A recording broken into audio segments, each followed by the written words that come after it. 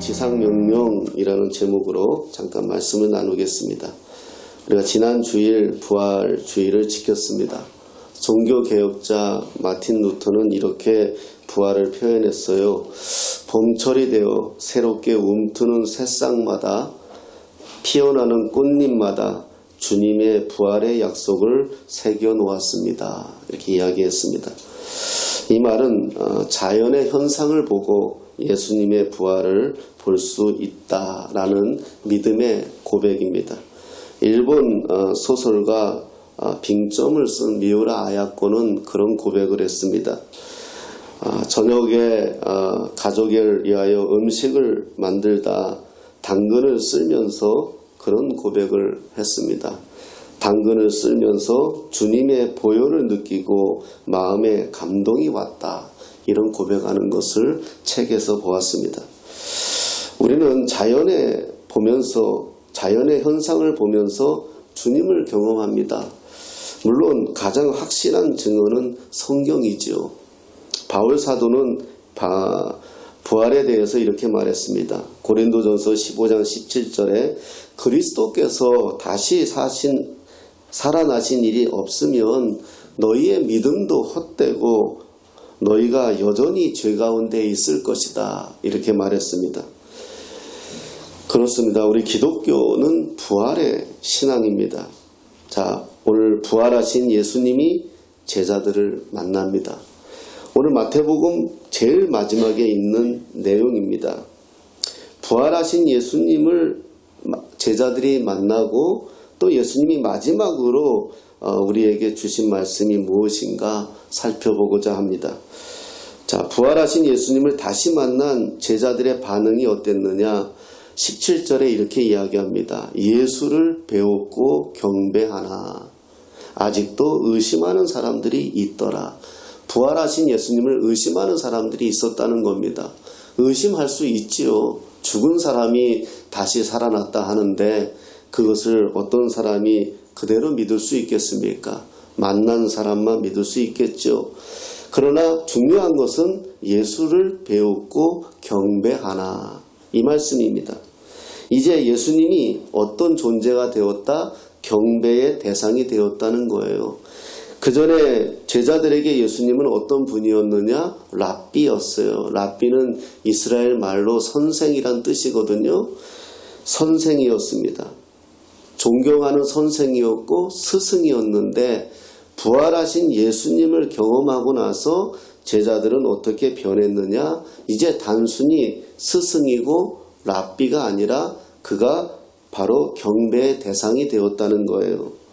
이것은 우리가 생각하는 거하고 차원이 달라요. 왜냐하면요, 이들은 어려서부터 철저하게 배운 것이 하나님 외에는 경배할 수 없다는 거예요. 예수님의 제자들도 마찬가지죠. 이 사람들은 철저하게 유대인들이에요. 어려서부터 성경을 배우고 자란 사람들이고 하나님은 한 분이라고 배운 사람들이에요. 이들은 하나님의 언약인 십계명 그리고 율법인 모세오경을 생명처럼 여기는 사람들이에요. 그런데 그들에게 경배의 대상이 예수님이 되었다는 것은 엄청난 이 바뀜이에요. 트랜스포메이션이라고 하죠. 완전히 바뀐 거예요. 생각이 바뀐 거예요. 왜냐하면 이들이 그렇게 목숨 걸고 지키는 십계명과 율법에서 뭐라고 말합니까? 십계명 첫 번째 나오는 것이 나 외에는 다른 신이 없다. 이렇게 선포합니다. 그러니까 이렇게 배우고 자랐단 말이에요. 하나님은 지금 어디 계세요? 하늘에 계세요. 그런데 예수님을 어떻게 경배할 수 있겠습니까? 경배 못해요. 그건 이들이 평생 어려서부터 철저하게 배워온 것에 반하는 거예요. 그런데 지금 뭐라고 성경은 얘기합니까? 예수를 배웠고 경배하나. 이것이 무엇입니까? 엄청난 사건이에요. 예수님의 부활은요, 단순히 생각의 바뀜이 아니라 어떤 그런 변화가 아니라 완전히 바뀌어진 거예요. 이건 있을 수가 없는 거예요. 여러분, 도마 아시죠? 도마. 예수님의 제자 중 한 사람인 도마가 나는 예수님을 직접 만나지 않고는 믿을 수 없다. 그렇게 이야기해요. 그때 부활하신 예수님이 도마를 찾아오지 않습니까? 도마를 찾아와서 못 박혔던 손을 보여주시고 허리를 보여주십니다. 창 맞은 허리를 보여줘요. 그때서야 도마가 뭐라고 고백하죠? 요한복음 20장 28절에 보면 나의 주님이시오 나의 하나님이십니다. 이렇게 고백해요. 지금 아까도 얘기했지만 이들은 철저하게 나 외에는 다른 신이 없다. 이걸 배워왔단 말이에요. 그리고 그 율법에서 가르치는 하나님을 배워왔어요. 그래서 이들은 하나님을 말할 수가 없어요. 그런데 부활하신 예수님을 이들은 경배의 대상으로 삼았다는 것은 하나님으로 보기 시작했다는 거예요. 이거는 엄청난 사건이고 변화라는 거예요. 도마는 생각해 보세요. 당신이 나의 주님이시고 나의 하나님이십니다. 이 고백을 유대인은 할 수가 없어요. 아까도 이야기했지만 평생 배워온 것이 어떻게 배워왔어요? 십계명에 기록된 대로 나 외에는 다른 신이 경배하지 말라고 돼 있고 없다고 이야기했다. 근데 그 말씀을 믿는 사람들이 어떻게 예수님을 경배할 수 있겠어요? 자, 그 얘기를 해보자는 거예요. 여러분, 부활은요, 자기 인생이 통째로 바뀌는 사건이에요. 그동안 아직도 변하지 않은 율법의 유대주의가 이들의 가슴을 지배하고 있었다면 이제는 이것이 완전히 자유해버린 거예요. 이제는 바뀌어진 거예요. 여러분, 부활이 이런 겁니다. 부활은 내 생각이나 내 고집이나 내 아집이나 내가 옳다고 여기는 것을 하나님 앞에서 완전히 꺾는 겁니다. 철학, 종교, 문화, 이성 모든 것이 바뀌는 사건이 부활입니다. 아직 내가 과거의 습관, 과거의 생각에 산다면 주님의 부활을 경험하지 못한 겁니다. 부활은 내 생각, 내 존재가 완전히 바뀌는 사건입니다. 이게 거듭남이고 이게 중생이고 이게 본 어게인이에요. 이 경험이 없으니까 내 안에서 내 의와 하나님의 의가 아직도 싸우는 겁니다. 왜 그렇습니까? 부활을 경험하지 못했다는 거예요. 부활을 경험하지 못했다는 것은 뭘 얘기하냐 하면 그리스도 예수 안에서 내가 죽지 않았다는 거예요. 성경은 우리에게 죽으라고 얘기해요. 누구와? 예수님과. 예수님이 2000년 전에 십자가에서 죽으셨는데 그 시공간을 초월해서 그때 그 예수님과 나는 함께 죽었다라고 고백하는 사람들이 그리스도인들이에요.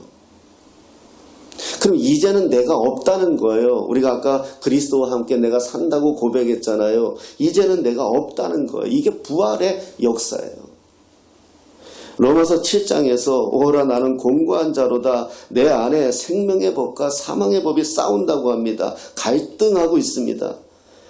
예수님이 하나님이심을 두고 갈등하고 있다는 거예요. 예수님이 그리스도란 사실을 두고 갈등하고 있다는 거예요. 하지만 부활을 경험하면 달라집니다. 예수님이 살아계심을 느끼며 그분과 호흡하며 그분으로 자유하고 그분으로 생명을 누릴 수 있는 것, 그게 부활이에요. 부활을 믿느냐 믿지 않느냐 이게 아닙니다. 부활은 내가 경험했느냐 경험하지 못했느냐. 창조도 마찬가지입니다. 우리가 하나님의 창조를 본 적이 없어요. 하지만 이 세상을 보면서 우리는 하나님의 창조를 누리고 있잖아요. 제가 얘네들이 오면서 피곤해졌어요. 내가 이틀에 한 번씩 끌고 나가서 물 주고 다시 더 들여놓고 또 새벽기도 아마 그 보시면 없을 때가 많을 거예요. 또 꽃 필 때는 물 자주 주라는 또 말씀이 또 하나님의 음성처럼 들려서 또 그래요. 그래서 어느 날 이런 생각이 들었어요. 이 친구들을 보면서 무슨 생각이 들었어요. 또 한번 생각해 봅시다. 얘가 여기 있으면 안 되잖아요. 인간의 이익이잖아요. 어떻게 보면 얘는 산에 있어야 돼요. 그래서 마음껏 바람을 맞으며 마음껏 비를 맞으며 맑은 공기를 얘도 먹어야죠. 근데 얘가 인간들이 이렇게 푹 잘라가지고 이 꾸민다고 여기다 갖다 놨단 말입니다.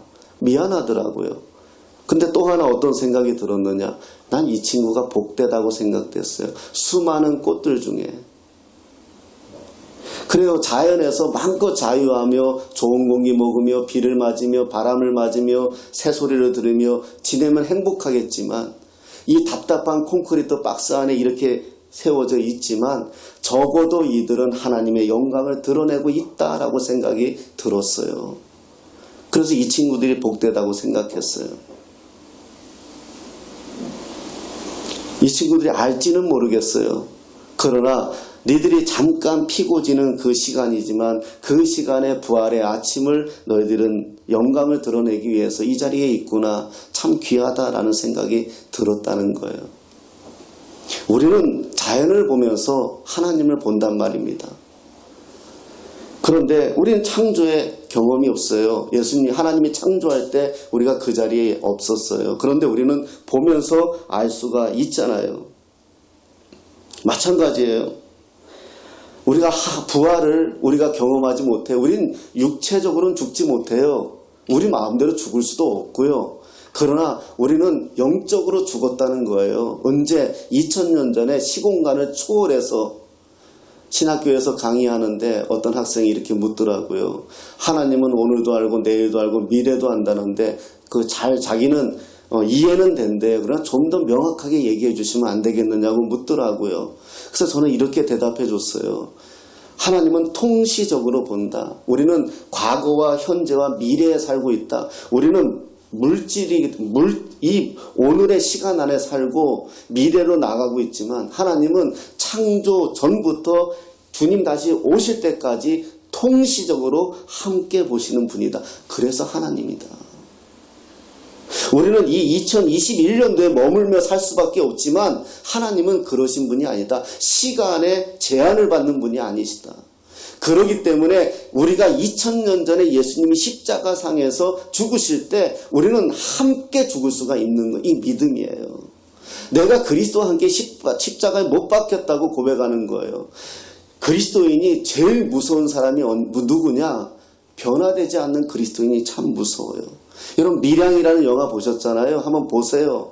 거기서 그 한 여인이 남편이 죽고 남편 고향에 아들 들여가 살는데 그 돈 많은 줄 알고 그 아이를 유기해서 죽이잖아요. 이 여자가 견딜 수 없어서 어쩔 수 없어서 찬송소리 이끌려서 교회를 가서 자기는 그 안에서 어떻게 하든지 살아보려고 애쓰는데 그래서 이제 하나님 앞에 자기는 살아보겠다고 했는데 이제 그래서 뭔가 마음에 평안이 와서 자기는 자기 아들을 유괴해 죽인 그 사람을 용서하겠다고 교도소에 찾아갔는데 교도소에 있는 사람이 뭐라 그럽니까? 나는 이미 하나님이 용서했다고. 그 말에 견딜 수 없잖아요. 내가 용서 안 했는데 어떻게 하나님이 용서하냐고. 그러면서 통곡하는 장면을 보면서 정말 마음이 아팠어요. 영화지만은. 변화되지 않는 그리스도인. 정말 무서운 거예요. 무서워요. 왜? 자기가 다 잘못해놓고 뭐라고 얘기합니까? 하나님이 용서했다고 얘기하잖아요. 그건 정말 무서운 거예요. 하지만 그리스도 안에서 죽어본 사람은 내 죄로 말미암아 어찌 알고 내가 죽어본 사람은 죄가 얼마나 무서운지를 알고 하나님 앞에 용서받는 것이 얼마나 두렵다는 것을 알고 하나님 앞에 살아가는 것이 얼마나 행복하다는 것을 알기 때문에 그렇게 살 수 없어요. 부활을 경험한 사람들은 죽음을 경험한 사람들이에요. 죽음을 경험했기에 하나님 앞에 우리의 죄가 얼마나 크다는 것을 알고 그 용서가 얼마나 크다는 것을 알죠. 오늘 성경은 뭐라고 얘기합니까? 우리가 하나님 앞에 우리 인간은 죽었다 깨어나도 죽었다가 살 수가 없어요.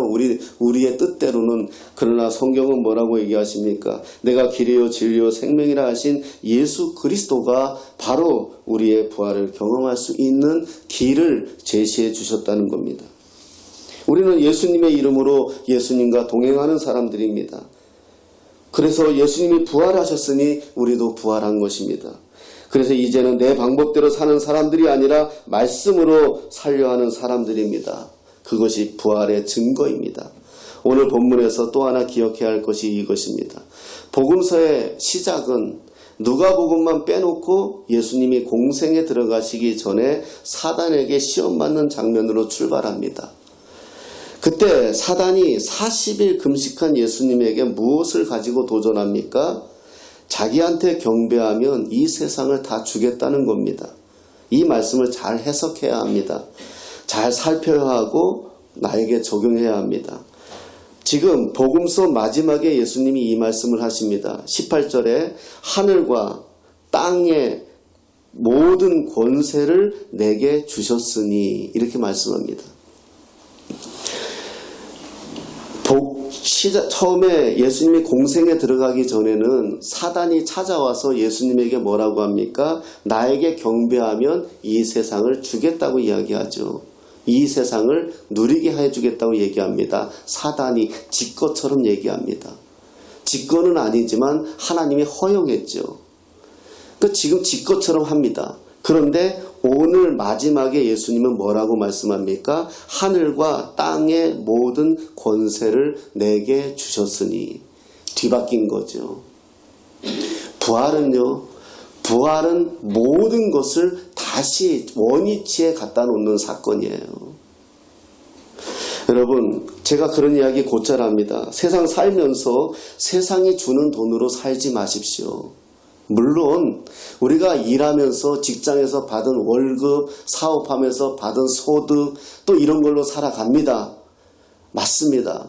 그걸 받지 말라는 것이 아닙니다. 그러나 영적으로 잘 해석하면 우리는 세상에서 땀 흘려 수고해서 얻은 소득을 갖고 살지만 세상이 주는 돈으로 사는 사람들이 아니라는 겁니다. 그거에 매이는 사람들이 아니라 하늘로부터 오는 권세로 살아가는 사람들이라는 겁니다. 이게 부활의 증거예요. 같은 돈을 보더라도 부활하기 전과 부활 후의 모습은 달라요. 믿음으로 살기 전과 믿음 후에 살아가는 방법은 달라요. 같은 돈을 받고 같은 상황이지만 믿음의 생각이 다르다는 거예요. 우리는 어떤 사람들입니까? 하늘과 땅의 모든 권세를 갖고 계신 예수님으로 살아가는 사람들이라는 겁니다. 그러기에 세상에 비굴해지지 않는 거예요. 그러기에 세상에 우리는 고개 숙이지 않는 거예요. 당당하게 믿음으로 나는 하나님의 권세와 예수 그리스도의 권세로 살아가는 사람들이다 라고 고백할 수 있다는 거예요. 그게 우리의 믿음이에요. 같은 돈을 받고 살아도요. 사도행전에서 시작된 말이죠. 그리스도인들, 그리스도인이란 말이 왜 생겼습니까? 이건 처음부터 있는 말이 아니었어요. 2000년 전에는 이런 계급사회였단 말입니다.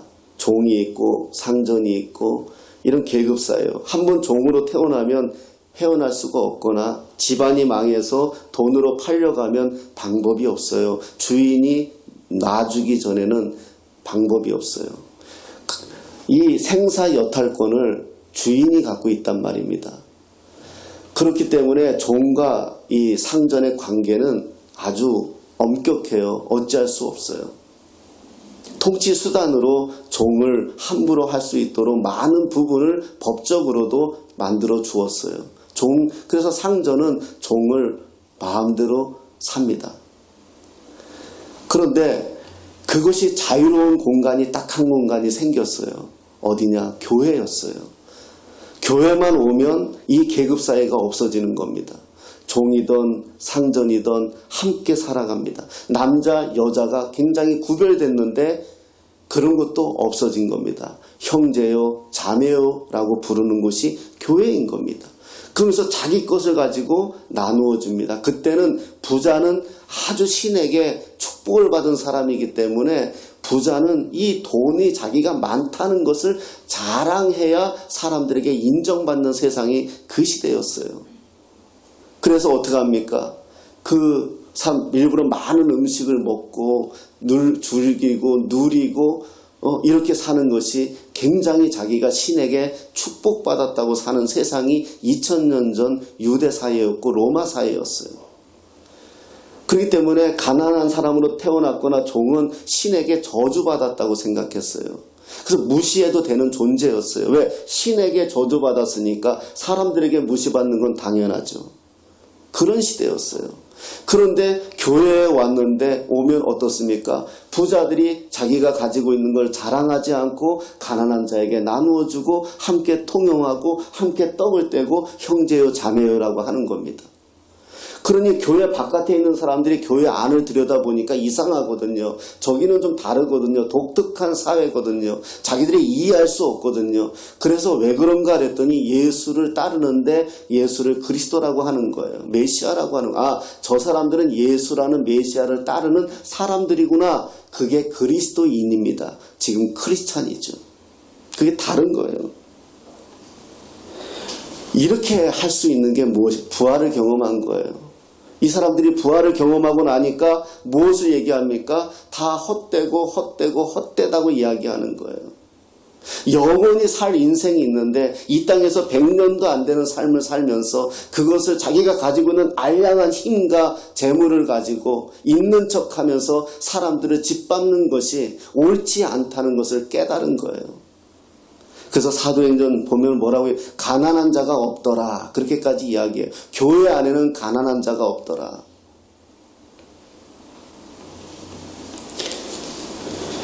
여러분, 처음에 복음서에서는 예수님의 따르는 사람들을 제자라고 이야기해요. 제자. 그 제자가 사도행전에 와서는 뭘로 바뀌느냐? 성도라고 이야기해요. 성도. 그 성도가 나중에는 뭘로 바뀌느냐? 형제요, 자매요라고 바뀌어요. 여러분, 우리가 제자에서 머물면 안 돼요. 내가 예수님을 따르는 제자입니다. 맞습니다. 그러면 이제 우리는 성도예요. 교회 안에 성도라는 거예요. 거룩한 물이라는 거예요. 이제 그 다음에는 무엇이죠? 우리는 형제요, 자매요. 우리는 다 예수 안에서 예수의 피로 하나 된 형제요, 자매라는 것입니다. 여러분, 제자는 어떤 사람들입니까? 제자는 스승을 드러내는 사람들이고 스승의 뜻에 따라 사는 사람들이에요. 우리는 어떻게 하든지 예수님의 뜻에 따라 살아야 돼요. 그게 우리예요. 우리는 우리의 뜻과 우리의 방법대로 사는 사람들이 아니라 하나님의 방법과 하나님의 뜻대로 살려고 애쓰는 사람들이에요. 제자예요. 그런 제자였다면 이제 여기서 멈추면 안 됩니다. 이제 성도죠. 성도. 우린 거룩한 물이 성도예요. 거룩을 추구하는 사람들이에요. 거룩이 뭘까요? 성경책 가스방에 끼고 교회 다니면 거룩일까요? 아닙니다. 거룩은 구별이에요. 구별. 하나님은 저와 여러분들을 세상에서 구별해낸 사람들이에요. 제가 이런 얘기 곧잘 합니다. 여러분 생각해 보십시오. 노아란 사람이 창세기에 보면 노아란 사람이 120년 동안 산 꼭대기에서 배를 만들어요. 하나님이 명령해서요. 근데 상식적으로 이해가 됩니까? 강도 아니고 바다도 아니고 산 꼭대기에다. 근데 노아는 하나님의 뜻이기에 하나님의 말씀이기에 그렇게 해요. 120년 동안. 아마 가족도 좋아하지 않았을 것 같아요. 그런데 사람들은 다 노아를 비웃었어요. 정신없다고. 아마 안 그렇겠습니까? 그런데 어떤 일이 벌어집니까? 노아에게 노아에게 말씀하셨던 것처럼 비가 40주야 땅에서도 올라오고 하늘에서도 내려오고 온통 다 물바다가 되는 거예요. 그때 사람들이 뭘 기억했겠을까요? 노아의 방주, 노아의 배를 기억했겠죠. 저기 가면 살 수 있겠다고 많은 사람들이 아마 산꼭대기로 밀려 올라왔을 거예요. 그러나 문이 열리지 않아요. 하나님이 닫았어요. 무엇을 얘기합니까? 자, 오늘도 우리가 마찬가지입니다. 오늘도 우리가 이 좋은 날 예배드립니다. 많은 사람들이 들로 산으로 나갑니다. 그런데 우리는 예배드립니다. 주일에 하루를 완전히 포기하고 주님 앞에 헌신하고 있습니다.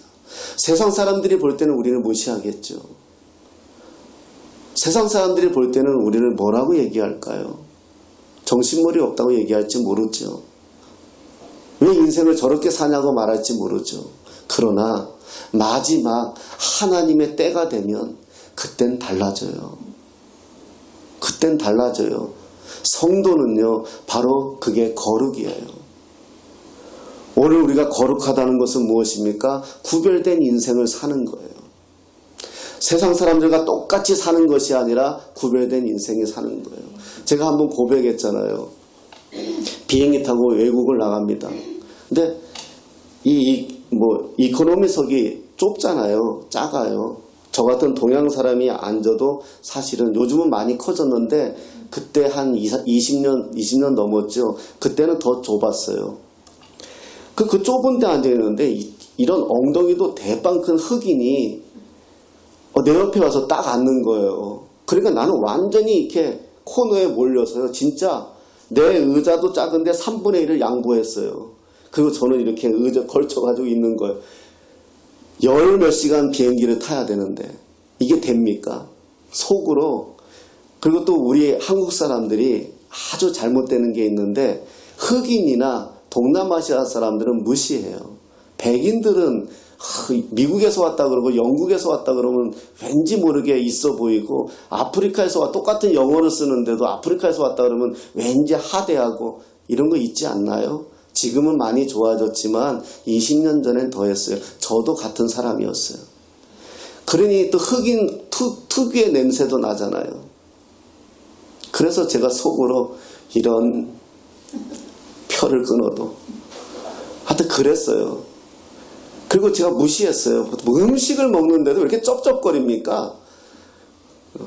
그런데 공항에 도착해서 입국 절차를 받는데 나는 외국 사람이니까 나는 어떻게 비자를 갖고 가도 나는 외국 사람이니까 저쪽에 줄을 엄청 서 있어. 지금은 하여튼 그랬어요. 엄청 서 있어요. 비행기에서 내려서도 한 2시간 걸려야 들어가요. 그렇게 서 있었어요. 근데 그 흑인은 미국 사람이니까 저쪽으로 그냥 해서 우리나라도 지금 이게 이렇게 돼 있잖아요. 그냥 쑥 들어가는 거예요. 제가 음식 쩝쩝하게 먹는다고 냄새 난다고 등치 크다고 흑인이라고 무시했었어요. 그런데 그 나라 도착하니까 쟤는 그 나라 사람이라고 쑥 들어가고 나는 남의 나라 사람이라고 한참 서 있어야 돼요. 여러분 그때 제가 생각했어요. 우리가 천국 가면 그래요. 우리는 예수님의 자녀이기 때문에 하나님의 백성이기 때문에 우리는 하나님 앞에 서도 두려움이 없어요. 그러나 이 땅에서 나를 비웃고 야, 그 좋은 날 예배 드려야 돼? 그 좋은 날 교회 가야 돼? 그렇게 나를 비웃고 나를 무시했을지라도 하나님 앞에 서면 달라져요. 그게 거룩이에요. 거룩은 지금 표시가 잘 안 나요. 하나님 앞에 서면 완전히 표시가 나는 게 거룩이에요. 우리는 그 소망을 가지고 살아가는 사람들이에요. 오늘 성경은 뭐라고 말씀합니까? 모든 민족을 모든 민족을 제자 삼으라. 이렇게 말합니다. 모든 민족을 제자 삼으라. 자, 예수님이 구체적인 방법을 제시해 주시죠. 뭐라고 얘기합니까? 너희는 가서 모든 민족을 제자로 삼아 아버지와 아들과 성령의 이름으로 세례를 베풀고 그러면서 마지막에 뭐라고 얘기하죠? 내가 세상 끝날까지 너희와 항상 함께 있으리라. 아멘. 제일 그 지도자들 중에서 비겁한 지도자가 누구냐 하면은 전쟁 때 그랬대요. 자기 사병들 앞으로 전진시켜 놓고 뒤는 뒤따라가는 지도자. 그건 지도자 아니죠. 지도자는 앞장서는 사람 아니겠습니까? 나를 따르라 하는 거죠. 예수님이 땅끝까지 이르러 복음을 전하라 말씀하시고 모든 민족을 제자 삼으라고 말씀하시고 예수님 혼자 천국 가버렸다면 예수님은 비겁한 거죠. 그런데 오늘 성경은 뭐라고 말씀하십니까? 내가 세상 끝날까지 너희와 항상 함께 있으리라. 오늘 함께 하신다는 거예요. 우리와. 사람처럼 기분에 따라 버리고 사람 쓰고 내버리는 존재가 아니라 항상 함께 하시겠다. 언제 그렇게 말씀하십니까? 너희가 제자로서 그리스도의 제자 삼는 삶을 살 때 그렇게 하시겠다. 주님의 명령입니다. 이건 해도 되고 안 해도 되는 것이 아니라 해야 되는 거죠. 그건 제자 삼는 거예요. 가장 존귀하고 고귀한 하나님의 명령은, 예수님의 명령은 제자 삼으라는 거예요. 그런데요, 오늘 성경 마태복음을 보면 예수님께서 제자들에게 자신의 죽음과 부활에 대해서 이야기하는데 세 군데에서 얘기를 해요. 찾을 필요는 없고 한번 적어는 놔보세요. 마태복음 16장 21절에서 28절을 보면 예수님이 자신의 죽음을 말씀해요. 이제 내가 죽겠다라고 표현을 하세요. 안 찾아보셔도 돼요. 나중에 찾아보셔도 돼요. 그러니 제자들이 어떻게 반응합니까? 베드로가 그래요. 주여 그리하지 마옵소서. 그러자 예수님은 베드로 보고 뭐라고 말합니까? 사탄이라고 얘기해요. 사단이라고. 하나님의 일을 생각하지 말고 사람의 일을 생각해라, 이렇게 말씀하세요. 예수님이 처음으로 자신의 죽음에 대해서 이야기했을 때고요. 두 번째 죽음에 대해서 이야기한 게 마태복음 안에서는 17장 22절 23절에서 뭐라고 예수님이 말씀하시냐면요, 인자가 장차 사람들의 손에 넘겨져 죽임을 당한다, 이렇게 말해요. 그러자 제자들의 반응이 어때요? 근심하더라, 이렇게 나와 있어요. 근심하더라. 처음에는 주여 그리하지 마옵소서. 두 번째는 자기들이 근심하더라. 세 번째 나오는데요, 20장 17절 19절이에요. 거기서 예수님이 구체적으로 얘기하세요. 내가 십자가에 못 박혀 죽을 것이다 라고 말씀하세요. 그러자 제자들의 반응은 어떻습니까? 제자들의 반응은 없었는데요, 이때 세베대의 어머니가 두 아들을 데리고 와서 예수님에게 이런 말을 해요. 예수님, 예루살렘에 입성하시면 이제 자기 아들들을 한 아들은 우편에 한 아들은 좌편에 앉혀주십시오, 이래요. 그러니까 이 어머니는 예수님이 예루살렘에 들어가면 나라를 뒤집고 그리고 새 나라를 만들 것이고 그때 되면 내 아들을 좋은 자리에 앉혀달라고 청탁하는 거예요. 여러분, 우리의 신앙도 이렇지 않습니까?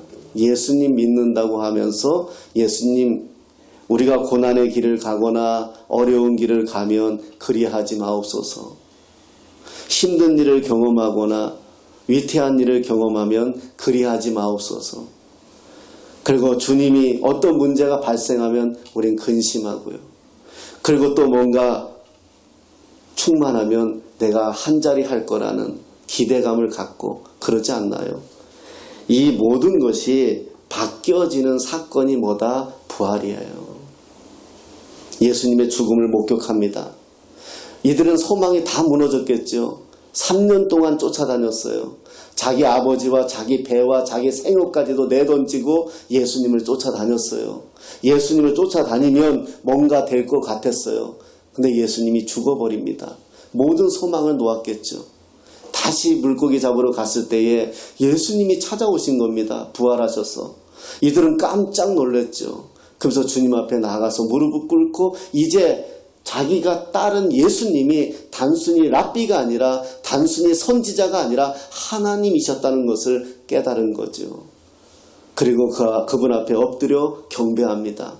그러자 예수님이 이 제자들에게 말씀하십니다. 땅끝까지 이르러 복음을 전하라는 그 말씀을 우리에게 주셨다는 겁니다. 우리는 지금 어디에 있습니까? 어떤 상황입니까? 어떤 상태입니까? 우리가 주님의 부활을 목격했습니까? 내가 예수 그리스도와 함께 십자가에 죽고 내가 다시 살아난 자입니까? 지금 나의 소망은 어디에 있습니까? 근심하고 있지 않습니까? 아니면 한 자리 차지해야 되는 욕망이 우리 가운데 차지하고 있지는 않습니까? 지금 우리는 어떤 상태일까요? 정말 주님 안에서 주님이 주시는 그 부활을 경험했다면 주님의 목적과 같겠죠. 한 영혼을 바라보는 마음, 이 시대의 아버지의 마음이 되는 마음, 하나님의 시선이 나의 시선이 되는 마음, 그 마음으로 변화되지 않을까요? 주님은 오늘 우리에게 명령하십니다. 부활하신 예수님을 만났다면 이제 예수님이 우리에게 주신 마지막 지상 명령, 모든 민족을 제자로 삼고 아버지와 아들과 성령의 이름으로 세례를 주고 예수님이 우리에게 말씀하신 모든 명령을 가르치라는 겁니다. 그래서 저와 여러분을 불러 모았습니다. 그래서 우리를 성도 삼아 주셨습니다. 이제 우리는 형제요 자매요 한 공동체에서 이 소망을 가지고 우리는 꿈을 꿉니다. 한 영혼을 바라보며 애쓰는 마음, 우리는 그 소망을 갖습니다. 히틀러에 저항하다가 순교한 번헤퍼 목사님이 이런 말을 남겼습니다.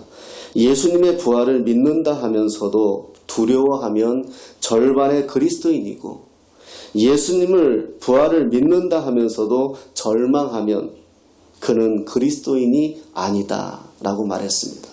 왜 그렇습니까? 제가 우스갯소리 하나 하고 마치면, 세상에서 제일 무서운 사람들이 어떤 사람들이에요? 제일 무서운 사람들이 누가 그러더라고요. 깡패라 그러더라고요. 깡패가 왜 무서워요? 죽겠다고 덤벼드니까 무서워요. 네, 그런 이야기를 내가 어디 책에서 본 것 같아요. 세상에 깡패같이 사는 사람들 많잖아요. 죽겠다고 덤벼드는 사람들. 무서워요. 네, 피해야 돼. 도망가요. 그러잖아요. 그리스도인이 그래요. 한 번 죽음을 경험해 봤어요. 여러분, 신앙생활하면서 아직까지 그리스도와 함께 십자가에 못 박힌 경험이 없다면 한번 기도하세요. 우리는 적어도 세상 사람들이 가장 두려워하는 죽음을 경험해 본 사람들이에요. 왜 죄짓지 못할까요? 다 죄질 수 있어요. 요즘 TV나 어디나 보면 말 많고 탈 많은 게 교회고 또 목사고 그렇지 않습니까? 다 죄질 수 있어요. 그런데요, 죄질 수 없어요. 저는 누가 저한테 그렇게 물어보면 그렇게 대답해요. 죄 짓는 게 무서운 것이 아니라 인간은 다 죄질 수밖에 없어요. 회개하는 게 무서워요. 아파요. 죄 짓는 건 달콤해요. 그런데 그 죄를 해결하는 것이 아파요. 여러분, 우리가 하나님이 아니더라도 한번 생각해 보세요. 부모 앞에서 부모가 하지 말라는 걸 했다 칩시다. 그러면 너 이거 먹으면 안 돼. 그런데 제가 먹었다 칩시다. 먹을 땐 달콤하죠. 그런데 아버지 앞에 엄마 앞에 나가서 잘못한 거 혼나고 종아리 한번 맞으면 괜찮아요. 까짓거 맞으면 돼요. 근데 뭐가 아픕니까? 내가 한 행동으로 인해서 내 어머니가 눈물 흘릴 때, 아파할 때 내 마음이 아픈 거예요. 하나님 앞에 살면서 우리 죄질 수 있어요. 그런데 죄를 짓고 나서 회개할 때 아파요. 그 회개할 때 아픈데 죽을 때는 얼마나 아플까요? 견딜 수 없는 거예요. 그런데 우리는 그걸 경험했잖아요. 그걸 경험했기 때문에 이젠 거룩을 따라 살 수밖에 없는 거예요. 그게 얼마나 아프다는 게 알기 때문에. 그러고 나서 이제는 내가 사는 삶의 소망이 바뀌어진 거예요. 그게 뭐다? 오늘 말씀하신 이 땅의 가장 존귀한 명령, 지상명령으로 바뀐 거예요. 그게 우리 그리스도인입니다. 사랑하는 여러분, 부활하신 주님이 함께 하십니다. 어떤 상황보다도 크신 주님이 함께 하십니다. 제가 한 번씩 이야기하죠. 하나님은 항상 크다. 하나님은 항상 높다. 하나님은 항상 깊다. 그 하나님이 오늘도 저와 여러분들과 함께 하세요. 내 어떤 슬픔의 눈물보다, 육체의 고난보다 하나님이 더 크세요. 이제는 주님이 말씀하신 대로 복음의 삶을 살면 됩니다. 이 선택은 이제 저와 여러분들 앞에 놓여 있고요. 우린 그렇게 살 것입니다. 다만 여러분들에게 간절히 원하는 것은 주님의 십자가에 피 묻은 손을 붙잡으시기 바랍니다. 세상은요, 우리가 살아가는데 그렇게 만만하지 않아요. 쉽게 내버려 두지 않아요. 이기와 절망은 늘 우리와 함께해요. 그러나 그때마다 우리가 견딜 수 있고 우리가 소망할 수 있는 것은 무엇입니까? 주님이 지금 나와 함께 하신다는 것입니다. 그분을 붙드시고 승리하시는 저와 여러분 되시기를 예수님의 이름으로 축복합니다.